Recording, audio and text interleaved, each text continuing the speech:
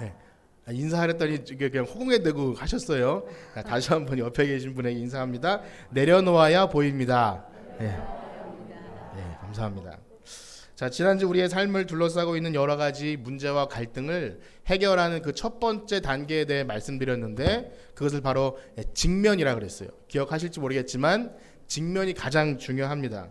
그런데 오늘은요, 그 이제 문제 앞에 갈등 앞에 직면했다면 가장 우리가 먼저 해야 될 일을 무엇일까 말씀드리면 그것은 바로 내려놓음입니다. 왜냐하면 뭐 운전을 해도 그렇고 국제 협상을 해도 그렇고 뭐 뭘 해도 그렇고 내가 내려놓는 거 하나 없이 내가 주고 받는 거 하나 없이 내 건 다 그대로 유지한 채로 너 내놔라고 하면 어떤 협상도 이루어지지 않을 거예요. 운전할 때도 그렇죠. 서로 양보해주지 않으면 그냥 그 사거리에서 좁은 데서 어떤 사람들은 한 10분 동안 서 있는 사람, 물론 초보 운전이라서 그럴지 모르지만 난 절대 뒤로 안 비켜. 너가 비켜라고 하면 골목은 마비되고 가끔씩 이 소방서가 이 골목에서 밤에 사이렌을 그렇게 울려도 안 움직일 때가 있어요. 어쨌든 누군가 한 걸음을 뒤로 물러서든지 내려놓지 않으면 그 문제는 절대 해결되지 않죠. 그래서 만약 그렇게 직면까지 했는데 문제만 확인하고 긁어부스러만 만들고 더 상황만 악화시키고 돌아갈 수 있다는 거죠. 자, 그렇습니다. 우리가 하나님께서 그 야곱의 집, 자기 하나님 이스라엘 백성을 만들어 가시는 그 과정 속에서 그 과정이 민족의 제사장 나라로 하나님의 그 큰 나라로 서야 되는데 그들이 해결해야 될 문제가 있는데 그것을 그냥 방치하고서는 만들어갈 수가 없는 것입니다. 그래서 그 과정 속에서 인간의 고집과 욕심과 자아를 내려놓게 하시는 과정을 통해서 결국 전능하신 하나님을 보게 하시는 줄 믿습니다. 그것을 내려놓지 않으면 결코 하나님을 경험할 수 없다는 것이죠. 그래서 오늘도 그 이스라엘 민족 야곱의 집을 만지시는 하나님을 보면서 우리의 삶도 과연 내려놓을 것이 있다면 내가 고집 부리면서 하나님 앞에 이 평행선을 달리는 무엇인가 있다면 내려놓고 우리를 더 혹독하게 고달프게 하시기 전에 두 손 들고 하나님께 우리의 삶을 드리는 여러분들 되시길 간절히 축복합니다. 자, 지난주는요 가나안 땅에 심한 가뭄이 들어서 야곱이 아들들을 막 재촉했습니다. 왜 너희들은 이렇게 가만히 있느냐. 말씀드린 대로 아들들은 쉽게 갈 수가 없었죠. 왜냐하면 거기는 자기가 팔아먹은 요셉이라고 하는 아들이 있는 그런 곳이에요. 그러나 22년이라는 세월이 흘러서 결국 하나님 계획대로 그곳에 가서 그 아들들이 요셉에게 절을 합니다. 어떻게 보면 참 통쾌합니다. 그동안 나를 괴롭혔던 그 형들이 와서 나에게 넙죽 절하면서 그러니까 이제 꿈이 이루어진 것 같은 생각이 들어요. 그러나 말씀드린 대로 이게 꿈이 이루어진 게 아니죠. 그냥 만약에 통쾌하게 하시고 내가 나에게 억울하게 했던 사람들 이런 사람 내 앞에서 엎드려서 이제 내가 미안하다고 살려달라고 하면 하나님 나에게 승리를 경험하게 하셨고 하나님 날 너무 사랑하시는구나 한다면 그것은 그냥 세상의 복수 그런 것밖에 되지 않죠. 그러나 요셉도 잘 알고 있었고 이미 이 모든 일은 하나님이 이스라엘 백성을 살리시기 위해서 오래전부터 준비해 놓으신 일을 이렇게 진행되는 것이고 그래서 결국 이스라엘 백성이 하나가 되고 결국 또 거기서 거룩한 백성으로 살아가야 한다는 것입니다. 그렇기 때문에 요셉은요 그냥 값싼 용서를 해줄 생각이 없어요. 그러니까 용서할 마음은 있고 하나 되기 원하지만 어떤 일련의 과정을 통해서 그들이 절대적으로 하나님 백성으로서 그렇게 못 산 것, 자신의 정체성을 잃어버리고 자기 멋대로 살고 형제들을 미워하고 그 가족 간에 불화한 것들을 내버려 두고선 괜찮아요 그냥 이렇게 덮어두고 고름이 살이 되지 않지 않습니까? 그냥 덮어두고 가는 것이 아니라 분명히 뭔가 원하시는 것이 있어서 그렇게 하기를 원했어요. 자, 그런데 그것은 어디까지나 누구의 계획이고 누구의 생각입니까? 하나님 생각이에요. 그러니까 하나님의 영에 감동된 요셉을 통해서 하나님이 하시는 일이고 야곱과 이스라엘, 야곱이 이스라엘이죠. 그 아들들에게는요 이게 그냥 눈에 들어오지 않는 그냥 고통스러운 일일 뿐입니다. 그래서 전혀 모르죠. 인생의 고난이고 정말 어떻게 하나님이 우리 인생에 이런 일을 행하셨는가 하고 참 답답한 순간을 지날지 모르지만 그러나 그들에게 뭐랄까요? 드디어 생각나는 게 있었는데 우리가 요셉을 팔아버린 것에 죄값을 받는구나. 그리고 하나님께서 우리를 왜 이렇게 하시는가를 생각하기 시작했다는 거예요. 너무 중요한 거죠. 대안이 없고 아무것도 없는 그 상태까지 이르렀지만 그들은 이제 이 일을 풀어가기 위한 것이 하나님임을 발견하게 되고, 그렇기 때문에 오늘 보면은 중간중간 그들의 믿음에 어떤 숨어졌던 그동안 그냥 잊고 살았던 믿음의 고백과 그런 것들이 드러남을 보게 됩니다. 자, 그러나 문제를 해결을 위한 어떤 대안도 없어요. 여전히 집에 돌아가면 아들을 보내지 않으려는 그 아버지, 베냐민을 포기하는 아버지, 또 그 아버지에 대한 서러움으로 서로 이렇게 합체되지 않는 그런 가정의 진퇴양난이라 그러죠. 진퇴양난의 상황이 펼쳐집니다. 그러나 이 고집스러움을 깨기 위한 하나님의 도구는 계속되고 있습니다. 1절 말씀을 같이 읽어보도록 하겠습니다. 43장 1절에서 2절까지 같이 읽겠습니다. 시작.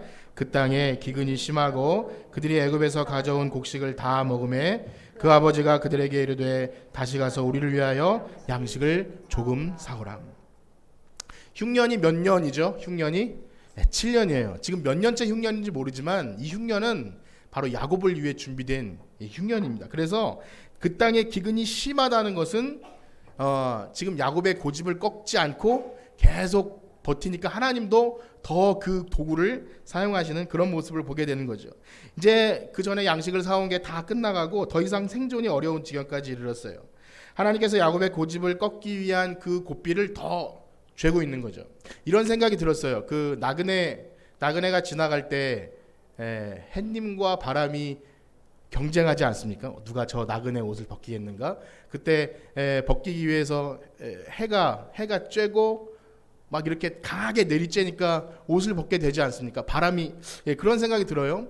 그러니까 그 고집을 꺾어내기 위해서 하나님께서 기근이 더 심하게 하는, 그래서 이 배고픔 앞에 장사 없다 그럴까요? 하나님께서 때로는 가끔씩 우리의 고집을 꺾기 위해서 인간의 가장 원초적인 것을 건드리실 때가 있지 않나, 그렇게 생각을 해봅니다. 우리의 물질이나 건강이나 그 어떤 것들이 손해를 입거나 아니면 이렇게 고통스러울 때 우리는 당연히 하나님 어떻게 된 겁니까? 라고 당연히 묻게 되죠.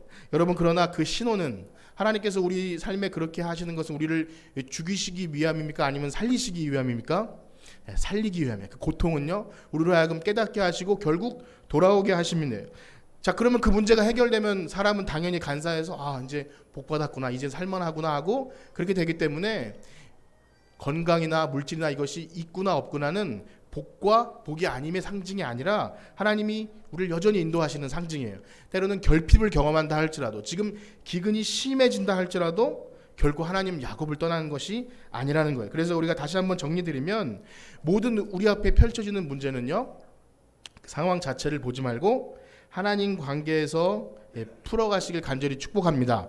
문제 앞에서 좌절하거나 이 문제의 핵심은 뭐지? 어떻게 풀지? 그렇게 고민하지 마시고, 물론 우리가 할 일은 해야겠지만 위를 보는 거예요.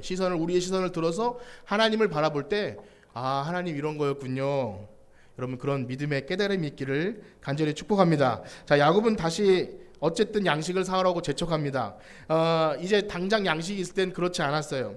그냥 문제를 회피한 상태로 그냥 이렇게 시므온이라는 아들은 볼모로 잡혀 있는데도 불구하고 빨리 가서 찾아올 생각은 안 하고 그냥 그렇게 요 양식 먹을 때까지 민기적거리고 있는 그런 모습, 전부터 몇 번 봐왔죠. 그런 민기적거리는 모습. 그러나 아무리 모르는 척하고 덮어두려고 하지만 결국 그 일은 닥쳐올 일입니다. 양식은 떨어졌고 이제 양식을 도로 살아가야 하는 때가 왔습니다. 그러나 자기는 베냐민을 내어놓을 생각이 없는 거죠. 이 문제를 어떻게 해결해야 되겠습니까? 이걸 아까도 말씀드린 진퇴양난이, 이럴 수도 없고 저럴 수도 없는 상황에, 그런데요, 유다라는 아들이 말을 하기 시작합니다. 오늘 유다가 많이 말을 하는데 3절부터 5절까지 함께 보도록 하겠습니다. 시작. 유다가 아버지에게 말하되 이르되 그 사람이 우리에게 엄히 경고하여 이르되 너희 아우가 너희와 함께 오지 아니하면 너희가 내 얼굴을 보지 못하리라 하였으니 아버지께서 우리 아우를 우리와 함께 보내시면 우리가 내려가서 아버지를 위하여 양식을 사려니와 아버지께서 만일 그를 보내지 아니하시면 우리는 내려가지 아니하리니 그 사람이 우리에게 말하기를 너희의 아우와 너희와 함께 오지 아니하면 너희가 내 얼굴을 보지 못하리라 하였습니다. 그저 사실을 얘기한 것 같지만 여러분 여기 유다애가 한 말은 굉장히 특별합니다. 이제까지 찾아볼 수 없었던 친근함이 느껴지는, 뭔가 문제를 책임지고 해결해 보겠다는 그런 말이 느껴지는데, 아버지를 설득하고요. 그 말투 속에서 그냥 뭐 이렇게 불평이나 이런 것보다 정말 일을 해결해 보겠다는 의지가 강하게 담겨 있어요. 특별히 이 반복되는 말이 있는데 이 43장에는요. 아버지께서라는 말이 한 12번, 그리고 우리 이제 권사님들이 찾으셨는데 우리라는 말이 26번 나와요. 반복되는 말이 꼭 무슨 의미가 있는 것은 아니지만 이 전체적인 장에서 뭔가를 계속 저자가 드러내려고 하는 그 단어들은요, 이 중심 주제에 매우 가깝습니다. 이 반복되는 단어들을 계속 볼 때 어떤 느낌이 듭니까? 우리 가족, 아버지께서 하십시오. 아버지라는 사실, 우린 가족이라는 사실, 그리고 우리가 살고 또 우리 아이들이 살게 됩니다라는 그런 뭐랄까요, 우리가 긍정적인, 또 우린 서로 남이 아닌, 좀 이따 더 말씀드리겠지만 만약에 그렇지 않으면 막말이 나갈 수도 있는 거예요. 왜 이렇게 고집 부리시냐고 막 할 수 있는데 아버지께서 하셔야 됩니다. 이런 모든 권한을 드리는 그런 모습 속에서 뭐랄까 심경의 변화가 일어나는 것 같아요. 그러나 유다의 설득에도 불구하고요, 야곱의 대답을 한번 들어볼까요? 43장 6절입니다. 시작. 이스라엘에 이르되 너희가 어찌하여 너희에게 또 다른 아우가 있다고 그 사람에게 말하여 나를 괴롭게 하느냐. 전에도 그 말투 똑같이 나오죠. 왜 나를 괴롭게 하느냐. 야곱은 여전히 자신을 포기하지 못해. 너희가 왜 그 동생 베냐민 있는 거 뭐하러 얘기해가지고 나를 이렇게 또 힘들게 하느냐. 그런데 7절에 이어서 보면요, 형제들도 나름대로 이유를 대요.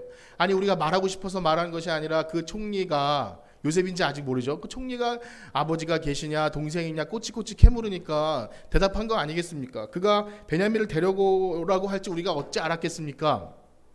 근데 잘 생각해 보면 42장에서 요셉이, 그 국무총리 요셉이 그 아들들에게 그렇게 물어본 내용이 사실 나오지 않습니다. 그냥 정탐꾼 아니냐라고만 얘기했어요. 그래서 함께 공부하면서 그런 생각을 해봤어요. 이게 생략된 내용일까 아니면 아들들이 거짓말을 하고 있는 것일까? 여러분 어떻게 생각이 되세요? 그러니까 이 말씀입니다. 지금 아버지에게 우리가 말하고 싶어서 말한 게 아니라 그 총리가 우리에게 아버지가 계시냐 동생이 또 있냐 물어봤다는 거예요. 이게 거짓말이든 그렇지 않든 간에 뭐냐면 원망을 하고 우리가 그렇게 할 수 없었다는 핑계를 대고 그렇게 하는 거죠. 여러분, 그러나 문제 앞에서, 지금 처한 문제 앞에서 과거에 왜 일이 시작되었는지를 따지고 들면 답이 안 나오는 거예요. 계속 원망과 싸움과 이렇게 하고 있어요. 문제가 발생할 때 계속 싸우기만 하면 그냥 거기서 굶어 죽는 거예요.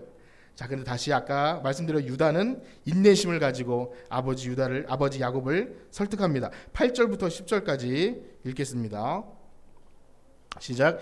유다가 그의 아버지 이스라엘에게 이르되 저 아이를 나와 함께 보내시면 우리가 곧 가리니 그러면 우리와 아버지와 우리 어린 아이들이 다 살고 죽지 아니하리이다. 내가 그를 위하여 담보가 되오리니 아버지께서 내 손에서 그를 찾으소서. 내가 만일 그를 아버지께 데려다가 아버지 앞에 두지 아니하면 내가 영원히 죄를 지으리이다. 우리가 지체하지 아니하였더라면 벌써 2번 갔다 왔으리. 딱딱하게 보이지만 굉장히 또 부드럽게 아버지를 잘 설득하고 있어요. 여기 다시 등장하지 않습니까? 그의 아버지 이스라엘, 그리고 베냐민을 그냥 사실은 뭐랄까요, 아버지 아들이라고 아니면 저 막내 아들이라고 표현할 수 있는데 저 아이라고 표현을 해요. 그러니까 자기가 아버지 된 심정에서 저 아이를 꼭 데려오겠습니까? 그리고 우리 아이들도 다 그렇게 삽니다. 그리고 결정적으로 이런 말을 해요. 내가 그를 위하여 담보가 되겠다. 이게 뭐 그냥 담보가 되겠다, 내가 목숨 걸고 하겠다 이런 뜻일 수 있지만 우리가 조금 더 살펴보면 유다의 삶을 이따가 좀 살펴보면 그가 그런 단어를 썼다는 것이 굉장히 의미가 있어요. 그래서 이렇게 한번 말씀을 드려봅니다. 우리가 살아가면서 말을 어떻게 표현하는 것. 요즘에 저희 사모님이 읽는 책이 있는데 말투 때문에, 말투 덕분에, 내용을 읽지 않아도 무슨 내용인지 다 알 것 같은 그런 책 제목. 말투 때문에 안 좋아지고 말투 덕분에 좋아질 수 있다는 그런 내용 아닙니까? 그래서 우리들의 삶에 보면 우리라는 단어를 여기 되게 많이 쓰는데 우리 아들, 우리 남편, 우리 아내 이렇게 쓰는 거 얼마나 부드러워, 그죠? 뭐 저만 그런지 모르겠는데 우리 어머니, 우리 아버지, 가족 사이 좋게 느껴지지만 사이가 안 좋을 때는 이렇게 되더라고요. 당신 어머니, 거기까지는 좋은데 니네 엄마 니네 누나 혹은 뭐 이렇게 되다가 보면은 이거 뭐죠? 싸우자는 거죠. 싸우자는. 벌써 어떤 선을 긋고 우리는 원래부터 그런 남이야. 뭐 그렇게 접근하면 아무것도 안 돼요. 그냥 싸우자는 말이죠. 그러나 잠언 15장 1절 보면 유순한 대답은 분노를 쉬게 하여도 과격한 말은 노를 격동하느니라. 세상에 긍정적으로 말합시다 이런 뜻이 아니라 정말 문제를 해결하고자 한다면 말 한마디에도 하나님이 이 말을 기뻐하실까? 그건 굉장히 중요한 거예요. 유다가 그 역할을 너무나 잘하고 있는 거죠. 제가 사실 지금 컨디션이 좀 안 좋습니다. 왜냐하면은 왜 그런지 모르겠는데 이제 되게 피곤해요. 어깨가 너무 무겁고 그래서 제가 사모님께 어깨가 너무 무겁다 그러니까 거기 여자 한 명 올라타고 있네 이렇게 어깨 공포 영화 하죠. 너무 무거워서 피로가 안 풀려요. 그래서 병원에 가서 오랜만에 사진을 한번 찍어봤는데 제가 목이 없는 줄 알았더니 목이 있더라고요. 엑스레이. 그래서 원래 C자형이 돼야 되는데 일자형이 됐다 그래요. 그래서 이 신경을 그 경추가 눌러서 이게 막 팔 저리고 아파서 너무 좀 그랬는데 어쨌든 그래서 좀 피곤했다는 얘기를 해서 좀 핑계를 대고 있습니다. 지금 사실 좀 이렇게 이게 평소처럼 컨디션이 나오고 있지는 않은데 어쨌든 너무나 힘들고 어려운데 그날도 이제 수요일 날 성경 공부를 하지 않습니까? 들어가는데 어떤 한 분이 목사님이 성경 공부 모임을 일주일 동안 기다렸어요. 그 말을 듣는데 이 모든 피로가 싹 사라지는 착각일까요? 어쨌든 모르겠지만 그 말 한마디에 너무 기쁘고 감사하고 그래서 이번 주에 큐티를 하는데 데살로니가 성도들의 이 속에서 이런 말씀이 나왔어요. 너희가 믿음 안에 굳게 선 것을 볼 때 내가 이제는 살리라 이런 바울의 고백 속에서 힘들고 어려운 시간 속에서 그 성도들이 믿음으로 잘 믿음 안에 굳게 서는 것을 볼 때 그것만 해도 굉장히 살려주는 거죠. 그러니까 우리가 가지고 있는 육체적인 질병이나 어떤 문제가 우리를 괴롭게 하는 게 아니라 우리의 나오는 말투 혹은 믿음 없는 행위들 뭐 그런 것이 우리를 굉장히 누르게 하는 것 같아요. 옆에 계신 분과 이렇게 한번 인사합시다. 힘을 주는 말로 서로를 살려줍시다. 힘을 주는 말로 서로를 살려줍시다. 이게 살리는 거예요. 부정적인 말 또 이렇게 안 돼. 우리는 뭐 안 돼. 우리는 이래서 안 돼. 그거보다 괜찮잖아. 이 정도면 좋지 않습니까? 저는 우리 교회 정기요금이 영원인 거 아세요? 영원? 깜짝 놀랐어요. 태양이 내리쬐니까 계량기가 거꾸로 돌아서 마이너스가 돼가지고요. 돈을 벌게 생겼습니다. 더울 때 감사하십시오. 우리는 에어컨을 이렇게 돌려도 전기요금이 0원입니다. 너무 좋으시죠? 은혜가 굉장히 되시는 것 같은데 그런 거예요. 제가 만약에 이렇게 뭐 이런 너무 덥고 짜증나고 힘들고 그거보다도 전기요금 0원 너무 감사한 거죠. 자, 그래서요 우리가 유다를 생각할 때 유다라는 인물을 생각할 때 어떻게 그렇게 될 수 있는지를 조금 추측해 볼 수 있는데요. 지난번에 38장을 지나면서 그 유다 다말 이야기가 뜬금없이 끼워 있는 이야기라 그랬어요. 왜냐하면 요셉을 이야기하다 갑자기 유다가 등장해서 별로 은혜되지 않는 사건을 봤어요. 며느리를 통해서 자식을 이어가는 사건인데 그런데 보면요 유다도 자식을 둘씩이나 잃어본 사람이에요. 그러니까 아버지에게 그 말을 하지 않아도 그 심정이 이어졌을 거라고 봐요. 요셉을 잃은 그 아버지의 심정이 유다가 또 거기다가 그런 말을 했다 그랬죠. 내가 담보물이 되겠습니다. 유다 하면 떠오르는 게 담보물이에요. 왜냐하면 그 며느리가 시아버지를 통해서 이렇게 임신하게 되자 죽을 위기에 처했을 때 뭘 내미냐면 이거 좀 보세요. 이 담보물. 이 누구 거죠? 이 지팡이와 도장과 끈. 그 담보물이 그를 살렸다는 거예요. 그러니까 유다가 내가 담보물이 되겠습니다라고 하는 말 속에 절대 이해되지 않는 그런 상황에서 하나님은 우리를 살려주신다. 그런 마음으로 아마 그 아버지를 설득하지 않았을까 이렇게 생각을 해보죠. 특별히 유다는요 이 모든 일을 해결할 최고의 결정권자를 자신들이라고 생각하지 않고 아버지라고 이렇게 아버지 야곱임을 상기시켜줬어요. 그래서 우리가 아버지께서 허락하셔야 합니다. 아버지가 베냐민을 주셔야 우리가 갈 수 있습니다. 그래야 우리가 살 수 있습니다. 그러니까 당신이 이 일의 결정권자라는 거죠.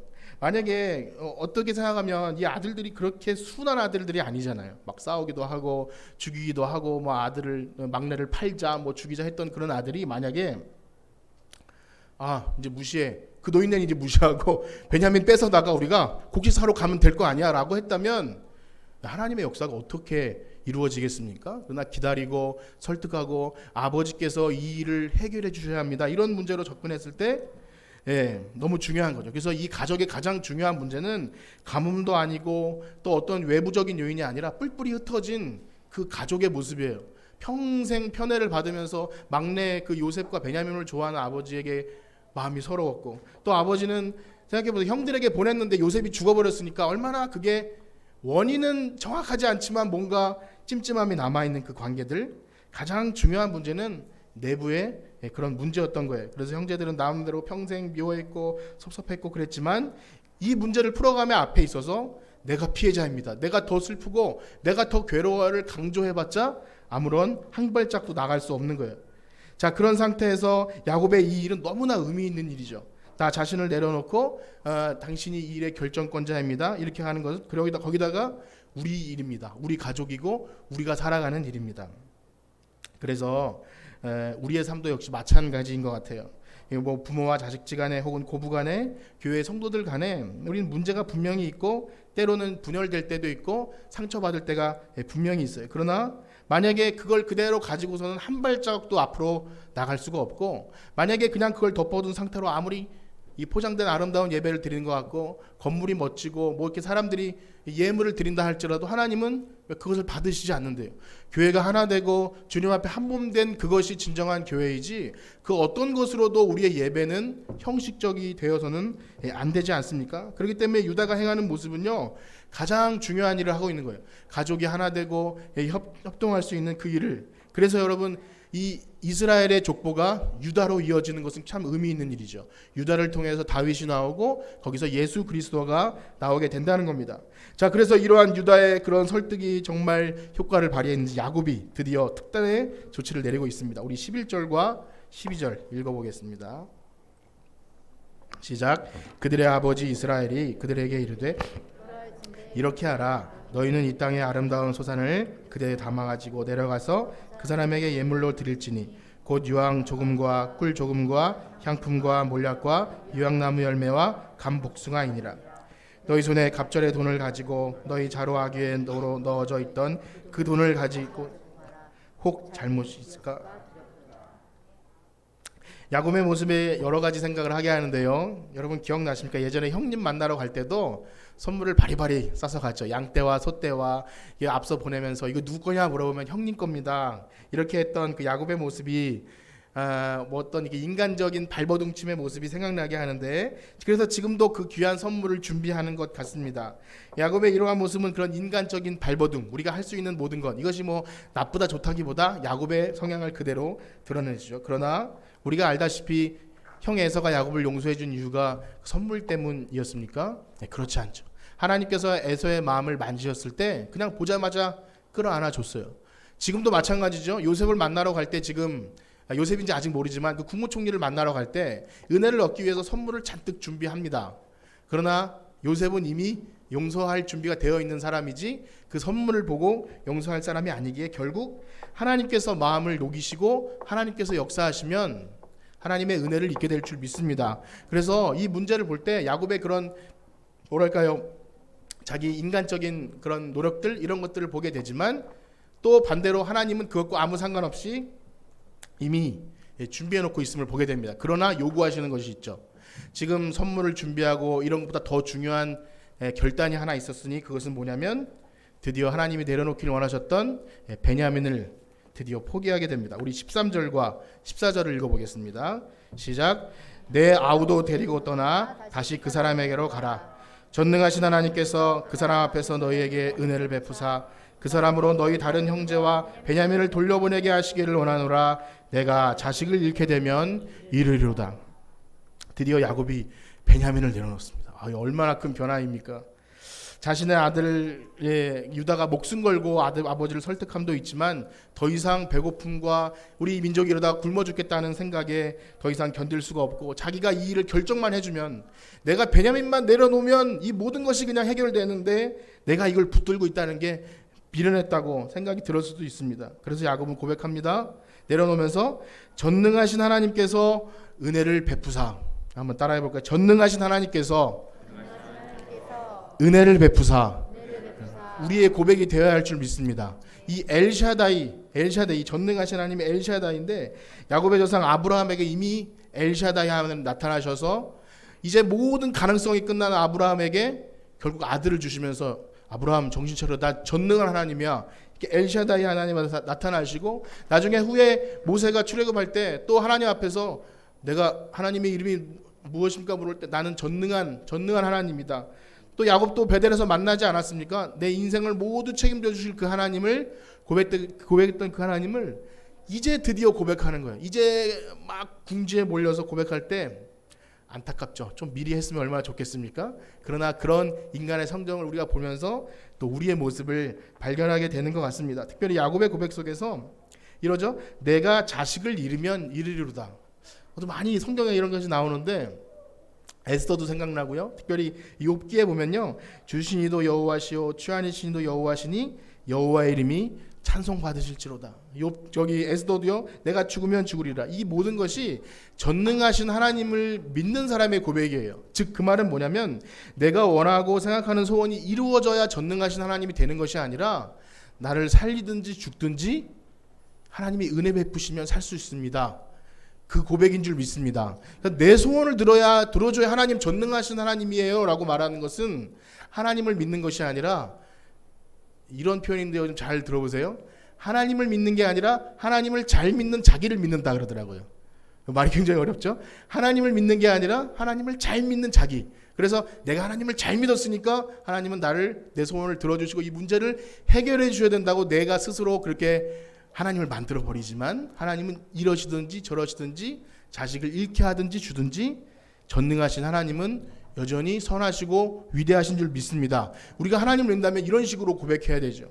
만약에 그렇지 않으면 그것은 내가 만들어낸 하나님이 되는 거예요. 그래서 우리가 만약 진정 하나님이 우리 주인이시라면 모든 선택의 결정을 하나님께 맡겨드리고, 하나님, 내가 하나님을 믿습니다. 그러니 하나님께서 선한 길로 인도해 주시옵소서. 여러분, 그렇게 할 때 결국 하나님의 일하심을 보게 될 줄 믿습니다. 그래서 결국 그렇게 고집하던 베냐민을 내려놓을 때 이제 요셉을 만날 수 있어요. 내려놓지 않을 때 못 만나죠. 거기다 형제들도 이제 화해하게 됩니다. 형제가 불화했던 원인이 바로 야곱 자신 때문이었어요. 그런데 끝까지 그것을 고집할 때 절대 화목할 수 없죠. 그리고 이스라엘 백성이 그 가뭄을 피해서 애굽에서 이제 400년간 거기서 74명이 들어가서 남자만 60만이 넘도록 거기서, 만약에 가나안 땅이었으면 전멸할 수도 있지만 이제 400년간 거기서 지내게 됩니다. 오늘 두 가지로 말씀을 정리하기 원하는데요. 첫 번째는 바로 이것입니다. 우리가 전능하신 하나님을 경험하기 원한다면 내가 내려놓아야 할 것이 무엇인지를 생각하셔야 됩니다. 기도하시면서 이거 들어주세요, 저거 들어주세요, 이게 문제입니다 라고 말하기 전에 내가 하나님 앞에 내려놓아야 할 것이 무엇인지를 여러분 생각하시길 축복합니다. 그거 내려놓지 않고는 절대 하나님의 전능하신 경험할 수 없어요. 하나님은 전능하심을 보여주고 싶어도 내 고집을 끝까지 붙들면 그래 그 고집 붙들고 있어라 라고 말하실 수 있다는 거죠. 그래서 이런 생각을 해봤어요. 전에 우리가 사도행전을 나눌 때 저는 그 장면이 너무나 인상적인데, 예루살렘 교회가 막 폭발적으로 성장할 때 문제가 발생했습니다. 그게 뭐냐면 예루살렘 교회 구성원이 원래 거기에 되게 많았던 히브리파 유대인들이 있었고, 디아스포라 되었다가 뿔뿔이 흩어졌다가 돌아온 헬라파 유대인들이 있었는데, 어떤 문제가 발생하냐면 이 소수인 헬라파 유대인들에게 구제가 좀 잘 돌아가지 않아서 문제가 발생한 거예요. 그래서 이들이 회의를 해서 집사를 세우게 되는데, 히브리파 유대인들로 집사를 세웠을까요? 헬라파 유대인들로 세웠을까요?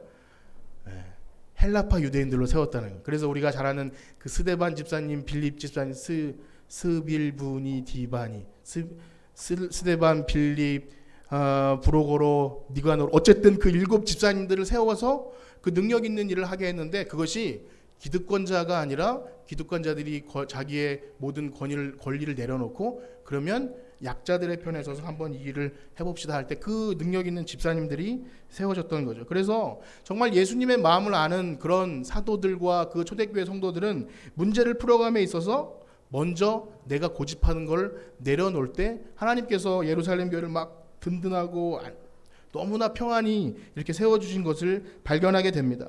그렇기 때문에 하나님의 전능하심, 우리 교회와 가정의 회복, 이런 것들을 생각하기에 앞서서 어떤 문제 이런 것들보다 내가 내려놓아야 할 것, 한번 따라할 것, 내가 내려놓아야 할 것, 그것을 찾으시길 축복합니다. 또 한 가지는요. 오늘 아버지를 설득하는 이 유다를 볼 때 문제를 해결하고자 한다면 정말 하나님께서 우리에게 어떤 문제를 보이게도 하시죠. 기도 제목을 주시고 하실 때 정말 그 일을 하고자 한다면 핑계대거나 아니면 이 원인이 누구 때문이야라고 하기 전에 유다가 했던 것처럼 내가 담보가 되겠습니다. 그러니까 이거죠. 내가 목숨을 걸고 한번 해볼 테니까 저를 믿어주세요라는 그런 유다의 희생할 준비. 우리에게 이런 것이 있는지 한번 생각해 봤으면 좋겠어요. 특별히 우리에게 뭐랄까요? 그들에게는 그 아버지가 얼마나 무책임하고 서러웠겠어요. 그 요셉하고 베냐민만 좋아하니까. 그럼에도 불구하고 이 모든 일의 결정권자가 아버지입니다라고 권위를 인정하고 존중해 드릴 때 그 일이 이렇게 가능하게 되죠. 때로는 아까도 말씀드렸지만 우리가 그 말하는 것 이런 것들이 얼마나 경솔한지 몰라요. 특별히 우리의 행동이 아무리 정당하다 할지라도 질서를 무시하거나 어떤 권위를 무시하게 되면 하나님께서 그 일을 뭐 좋아하시겠냐고요. 아무리 우리가 말을 잘하고 혹은 뭔가 더 많이 배우고 지식이 있다 해서 우리의 행동만 옳다고 주장하면 나라도 지금 사실 좀 이렇게 양분화되는 느낌이 있어요. 기독교도요. 굉장히 생각이 너무 갈려서 양분화되는 느낌이 그렇게 있는데 만약에 이 작은 교회도 그런 것이 있다면 얼마나 이것이 부끄러운 일이겠습니까? 그렇기 때문에 내가 아무리 옳고 그런 생각이 든다 할지라도 과격한 표현. 성도 상대방을 향해서 이렇게 막 인터넷이 나는데 보면 막 좌파 빨갱이 이런 말도 쓰고 뭐 꼴통 보수 이런 말 쓰면서 아주 서로를 물고 뜯고 막 그래요. 같은 믿음을 가진 사람들끼리도 그렇다는 겁니다. 그래서 저의 부끄러운 고백을 하나 하자면 저는 사실 누군가에게 막 큰 소리 칠 일이 거의 없어요.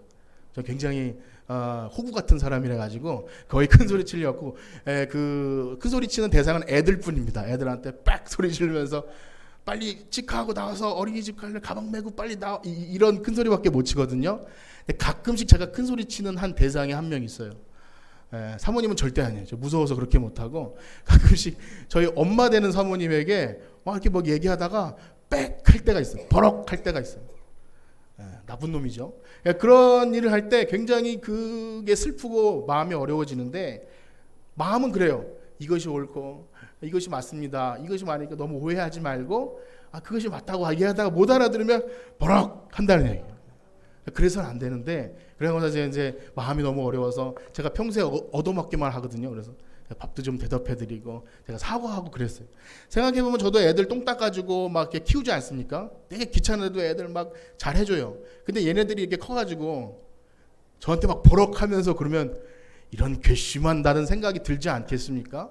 그렇기 때문에 그런 것을 그냥 방치한 상태로 난 옳고 내가 더 많이 배웠어 라는 그런 자세로 설득하기를 포기한다면 신앙인을 떠나서 목사를 떠나서 불효자가 되는 거죠. 그렇기 때문에 저는 그런 생각이 들었어요. 정말 우리가 하나님께서 함께 하시는 사람이고 말씀을 보고 기도하는 사람이라면 질서와 정말 뭔가 이렇게 내 강팍한 마음들을 드러낸다는 것은 정말 하나님의 의를 이루는 것과 아무런 관련이 없다는 생각이 들어요. 그래서 오늘 말씀을 마치면서 여러 번 말씀드렸지만 내가 내려놔야 될 고집과 욕심이 있다면 하나님 우리를 그것을 내려놓기를 간절히 축복합니다. 그렇게 될 때 정말 하나님이 우리가 열심 내는 것이 잘 생각해 보세요. 이것이 나를 위한 열심인지 하나님을 위한 열심인지를 구분하게 될 때 이것이 나를 위한 열심이라면 그것조차 내려놓을 수 있어야 돼요. 아무리 교회를 크게 성장시키고 혹은 전도를 많이 하고 아니면 뭐 굉장히 뭐 이렇게 사람들을 변화시킬 수 있는 뭔가 됐다 할지라도 그것이 나의 열심이 되는 순간 사탄은 교묘하게 들어와서 우리를 교만하게 만듭니다. 그렇기 때문에 겸손하게 하나님 앞에 내가 내려놓을 것을 언제나 내려놓을 준비가 되지 않으면 하나님의 진짜 위대하신 역사를 보지 못하게 돼요. 그래서 여러분 하나님의 전능하심을 경험하길 원하십니까? 우리 교회가 정말 아름답게 성장하길 원하시나요? 여러분 가정이 회복되길 원하십니까? 내려놓길 축복합니다. 여러분들이 가지고 있는 그 알량한 자존심과 내 고집 내려놓을 때 하나님께서 우리에게 역사하셔서 하늘문을 여시고 은혜의 빗줄기를 충만히 부어줄 줄 믿습니다. 우리 찬양 드리고 기도하겠는데요. 내게로부터 눈을 들어 주를 보기 시작할 때 우리 찬양 드리시면서 하나님의 전능하심을 우리 삶